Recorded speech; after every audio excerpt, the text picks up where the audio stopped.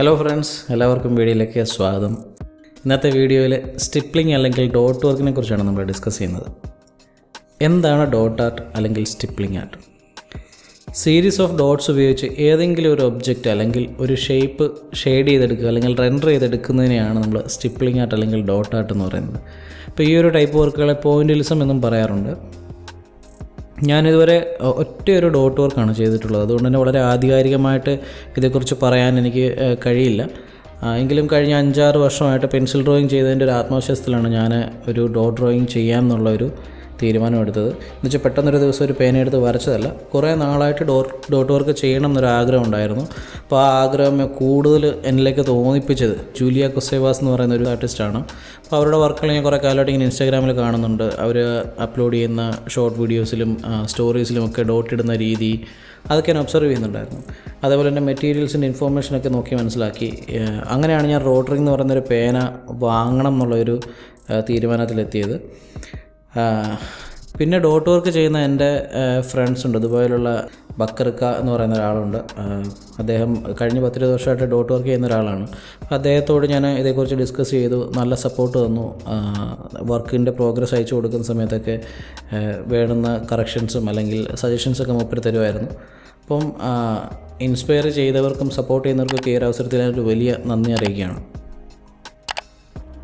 ഞാനിവിടെ യൂസ് ചെയ്തിരിക്കുന്നത് സക്കൂറ എന്ന ബ്രാൻഡിൻ്റെ മൈക്രോൺ സീരീസിലുള്ള ഇങ്ക് പേനയാണ്. ഡോട്ട് വർക്ക് വെച്ച് ഞാൻ ഏറ്റവും സ്യൂട്ടബിൾ ആയിട്ടുള്ളത് ഇങ്ക് പേനയാണ്. അതേപോലെ ഉപയോഗിച്ചിരിക്കുന്ന പേപ്പർ ഫാബ്രിയാനോയുടെ സ്മൂത്ത് പേപ്പറാണ്. എൻ്റെ കയ്യിൽ ഞാൻ ഗ്രാഫൈറ്റ് ആയാലും കളർ പെൻസിലായാലും കൂടുതലും യൂസ് ചെയ്യുന്നത് ഈ ഒരു സ്മൂത്ത് പേപ്പറിലാണ്. അതുകൊണ്ട് തന്നെയാണ് ഞാനിവിടെ സ്മൂത്ത് പേപ്പർ എടുത്തത്. പക്ഷേ എൻ്റെ ഒരു അറിവ് വെച്ച് ഡോട്ട് വർക്കിന് ഏറ്റവും ആപ്റ്റായിട്ടുള്ള ഒരു പേപ്പർ എന്ന് പറഞ്ഞാൽ ടെക്സ്ചറുള്ള പേപ്പറാണ്. കൂടുതലും ആർട്ടിസ്റ്റുകൾ യൂസ് ചെയ്യുന്നത് വാട്ടർ കളർ പേപ്പറാണ്. അപ്പം ഞാൻ മനസ്സിലാക്കിയിരിക്കുന്നത് വാട്ടർ കളർ പേപ്പർ സാധാരണ അതിൻ്റെ ഒരു പ്രോപ്പർട്ടി എന്ന് പറയുന്നത് വാട്ടറിനെ അത് അബ്സോർബ് ചെയ്യാനുള്ളൊരു കഴിവുണ്ട്. അപ്പോൾ അതുകൊണ്ട് തന്നെ ഇങ്ക് നമ്മൾ ഡോട്ട് ആഡ് ചെയ്യുന്ന സമയത്ത് അല്ലെങ്കിൽ അതിൽ വരയ്ക്കുന്ന സമയത്ത് ഇങ്ക് അതിലേക്ക് പെട്ടെന്ന് അബ്സോർബ് ആവുകയും സ്മഡ്ജ് ആവാനുള്ളൊരു സാധ്യത ഇല്ലാതാവുകയും ചെയ്യുന്നത്. അതിന് വേണ്ടിയിട്ടായിരിക്കണം വാട്ടർ കളർ പേപ്പർ കൂടുതൽ പേരും യൂസ് ചെയ്യുന്നത്. അപ്പോൾ എൻ്റെ കയ്യിൽ 005, 01, 02, 03, 05, 08 എന്നിങ്ങനെ പല സൈസുകളുണ്ട്. ഇത് ഈ 005 എന്ന് പറയുന്നത് ഇതിൻ്റെ പെന്നിൻ്റെ നിബിൻ്റെ സൈസല്ല, അത് അവർ ഓരോ സൈസിലുള്ളതിന് ഗ്രേഡ് കൊടുത്തിരിക്കുന്നതാണ്. അപ്പോൾ 005 എന്ന് പറയുമ്പോൾ 0.2 mm ആണ് അതിൻ്റെ സൈസ്. 01 എന്ന് പറയുമ്പോൾ 0.25, 02 എന്ന് പറയുമ്പോൾ 03 എന്ന് പറയുന്നത് 0.35, 05 എന്ന് പറയുന്നത് 0.4, 08 എന്ന് പറയുന്നത് 0.5 mm. അങ്ങനെ ഇങ്ങനത്തെ സൈസുകളിലാണ് ഇത് വരുന്നത്. ഇതിൻ്റെ 003യും മാർക്കറ്റിലുണ്ട്, പക്ഷേ എനിക്കത് കണ്ടെത്താൻ പറ്റിയില്ല. ഞാൻ എൻ്റെ ഡ്രോയിങ്ങിൽ യൂസ് ചെയ്തത് 005ഉം 01ഉം മാത്രമാണ്. പിന്നെ അതിന് ശേഷമാണ് എൻ്റെ കയ്യിലേക്ക് റോട്ടറിങ് എത്തിയത്. അപ്പം ബാക്ക്ഗ്രൗണ്ട് ഞാൻ കംപ്ലീറ്റ് ചെയ്തത് ആ റോട്ടറിങ് പേന ഉപയോഗിച്ചിട്ടാണ്. അതിൻ്റെ ഒരു സൈസ് എന്ന് പറയുന്നത് 01 ആണ്. അതാണെന്ന് തോന്നുന്നു നിലവിൽ കിട്ടാവുന്ന ഏറ്റവും ചെറിയ സൈസ് പേന. സ്റ്റിപ്ലിംഗ് ഡ്രോയിങ്ങിന് ഏതെങ്കിലും ഒറ്റ സൈസിലുള്ള പേന യൂസ് ചെയ്യുന്നതായിരിക്കും നല്ലത്. കാരണം ഒരു സൈസിലുള്ള കുത്തുകളാകുമ്പം ആ ചിത്രത്തിനൊരു യൂണിഫോം ഫിനിഷിങ് കിട്ടും. സൈസ് കുറഞ്ഞാണെങ്കിൽ ഏറ്റവും ബെസ്റ്റാണ്, പക്ഷേ കുറച്ച് ടൈം കൺസ്യൂം ആയിരിക്കുന്നു മാത്രം. ഞാനിവിടെ ആദ്യം ഡിഫറെൻറ്റ് സൈസിലുള്ള പേന വെച്ച് ഡോട്ട്സ് ഇട്ട് കാണിക്കാം. സൈസ് മാറുമ്പോൾ വാല്യൂസിലുണ്ടാകുന്ന മാറ്റം നിങ്ങളിവിടെ ശ്രദ്ധിക്കുക. പേനയുടെ സൈസ് കൂടുമ്പോൾ ഡോട്ടിൻ്റെ ഡാർക്ക്നെസ്സും കൂടി വരുന്നതായിട്ട് നമുക്ക് കാണാൻ പറ്റും.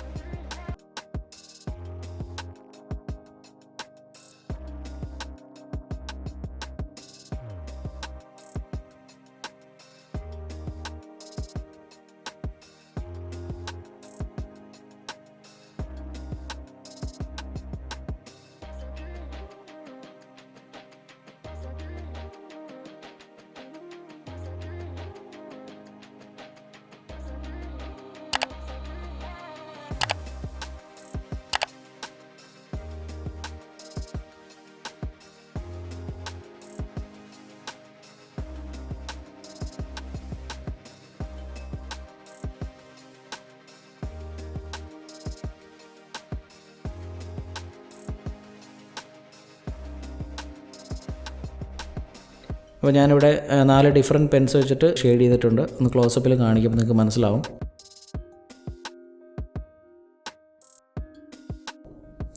ഇനി ഈ സർക്കിളിൽ ഒരു പേന ഉപയോഗിച്ചിട്ട്, ഞാനിപ്പം ഇവിടെ ഉപയോഗിച്ചിരിക്കുന്നത് 005 പേനയാണ്. ഇത് ഉപയോഗിച്ച് നമുക്ക് ഡാർക്ക് വാല്യൂസിൽ നിന്ന് ലൈറ്റിലേക്ക് ഷെയ്ഡ് ചെയ്ത് നോക്കാം. ഡോട്ട് ഇടുമ്പോൾ സ്പീഡ് കൂട്ടാതെ കോൺസ്റ്റൻറ്റ് പേസിൽ വേണം ചെയ്യാൻ. ഓവർ ഡൂയിങ് ആണ് നമ്മുടെ ആർട്ട് വർക്കിനെ എപ്പോഴും നാശമാക്കുന്നത്. ഇവിടുത്തെ ഒരു മെയിനായിട്ടുള്ളൊരു പ്രശ്നം എന്താണെന്ന് വെച്ചാൽ, നിങ്ങൾ കൂടുതൽ ഡോട്ട്സ് ഇട്ട് നിങ്ങളുടെ ഡ്രോയിങ് നാശമാക്കിയാൽ പിന്നെ രണ്ടാമതൊന്ന് വരയ്ക്കുക എന്നുള്ളത് വേറൊരു ഓപ്ഷനില്ല. കാരണം പെന്ന് വെച്ച് വരയ്ക്കുക, നമുക്ക് എറേസ് ചെയ്യുക എന്നുള്ളതൊരു ഓപ്ഷനില്ല. അതേപോലെ തന്നെ റാൻഡമായിട്ട് ഇങ്ങനെ സ്പീഡിൽ ഡോട്ട് ഇടാതിരിക്കുക. റിക്വയർഡ് വാല്യൂസിൻ്റെ ആവശ്യത്തിനനുസരിച്ച് ഡോട്ടിൻ്റെ അകലം കൂട്ടിയും കുറച്ച് ഇടുന്ന ഒരു മെത്തേഡാണ് യൂഷ്വലി സ്റ്റിപ്ലിംഗ് ഡ്രോയിങ്ങിൽ എല്ലാവരും ഫോളോ ചെയ്യുന്നത്. അതായത് ഡാർക്ക് വാല്യൂ ആവശ്യമുള്ളിടത്ത് കൂടുതൽ ഡോട്ട്സും ലൈറ്റ് വാല്യൂസ് വേണ്ടിടത്ത് കുറവ് ഡോട്ട്സും, അതായത് ഡാർക്ക് വേണ്ടിടത്ത് കൂടുതൽ ഡോട്ട്സ് അകലം കുറച്ചും, ലൈറ്റ് വാല്യൂസ് വേണ്ടിടത്ത് കുറവ് ഡോട്ട്സ് അകലം കൂട്ടി ഡോട്ട്സിൻ്റെ എണ്ണം കുറച്ചുമാണ് ഇടുന്നത്. ഞാനിവിടെ 005 അതായത് 0.2 mm സൈസ് പേനയാണ് യൂസ് ചെയ്യുന്നത്. ആദ്യത്തെ ലെയറാണ് ഞാൻ പാഡ് ചെയ്യുന്നത്.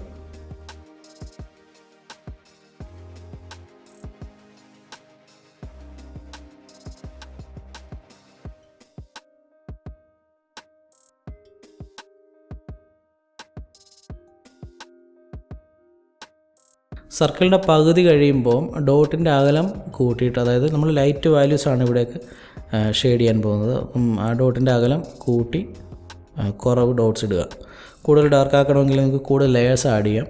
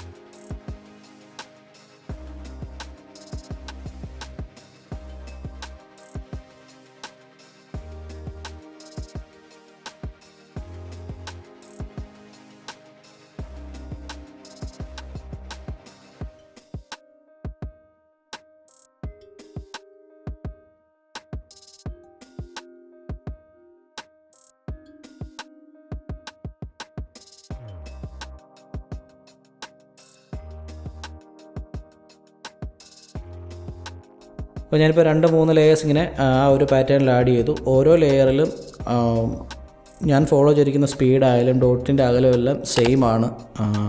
പക്ഷേ ഒന്നിന് മുകളിൽ ഒന്നായിട്ട് നമ്മൾ ആദ്യം ഡോട്ട് ഇടാത്തിടത്തൊക്കെ ഡോട്ട് വീഴുമ്പോഴാണ് അവിടെ കൂടുതൽ ഡോട്ട്സിൻ്റെ ഒരു ഡെൻസിറ്റി കൂടുകയും അവിടെ കൂടുതൽ ഡാർക്ക് വാല്യൂസ് കിട്ടുകയും ചെയ്യുന്നത്. അപ്പോൾ പിന്നെ ഫൈനൽ ലെയർ ഞാൻ 002 യൂസ് ചെയ്തു, അല്ലെങ്കിൽ ഞാൻ പിന്നെ 005 വെച്ചൊരു 2-3 ലെയറൂടെയൊക്കെ ആഡ് ചെയ്യേണ്ടുന്നൊരു സാഹചര്യം വരും. പറഞ്ഞതുപോലെ കാണുന്നത്ര എളുപ്പമല്ല, ഒത്തിരി ടൈം എടുക്കുന്നൊരു പരിപാടിയാണ് ഈ പെണ്ണ് വെച്ച് വരയ്ക്കുക എന്ന് പറഞ്ഞാൽ.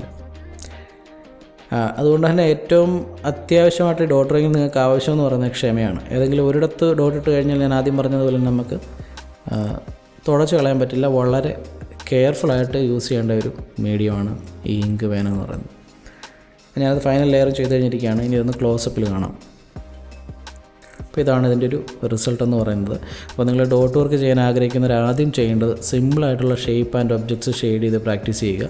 ഉപയോഗിക്കാൻ പോകുന്ന മീഡിയത്തെക്കുറിച്ചൊരു ബെറ്റർ അണ്ടർസ്റ്റാൻഡിങ് ഉണ്ടാകാൻ വേണ്ടിയിട്ടാണ് നമ്മളെപ്പോഴും ഇങ്ങനെ ഒരു കാര്യം സജസ്റ്റ് ചെയ്യുന്നത്. സിമ്പിളായിട്ടുള്ള ഷേപ്പ് വരച്ച് അത് ഷെയ്ഡ് ചെയ്ത് പ്രാക്ടീസ് ചെയ്യാൻ പറയുന്നത്. അതിനുശേഷം മാത്രം പോർട്രേറ്റോ അല്ലെങ്കിൽ മറ്റ് ടൈപ്പിലുള്ള കാര്യങ്ങളൊക്കെ നിങ്ങൾക്ക് വരച്ചു തുടങ്ങുന്നതാണ്. അപ്പോൾ എല്ലാവർക്കും ഈ വീഡിയോ ഇഷ്ടമായെന്ന് വരുന്നു. ലൈക്ക് ചെയ്യാനും സബ്സ്ക്രൈബ് ചെയ്യാനും മറക്കരുത്. മറ്റൊരു വീഡിയോയിൽ കാണാം. ബൈ.